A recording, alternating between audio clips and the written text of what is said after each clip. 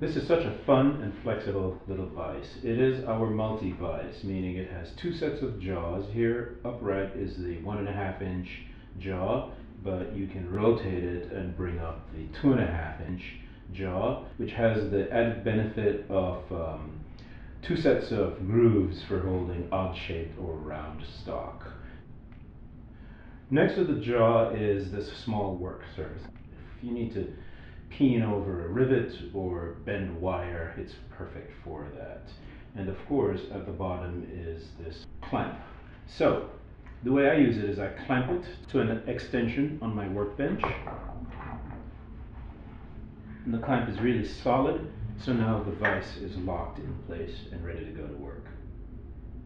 Now you can rotate the head to whatever position you need it in, and this screw locks the rotation of the head, and select the jaw you need. And once you have that, this screw locks up the jaw rotation.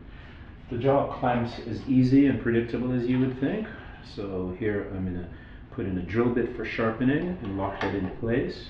It's really quick, easy to use, and I love the flexibility, but my favorite part is when I'm done with it, I can take the whole thing off and put it away on a shelf and move on to my next project.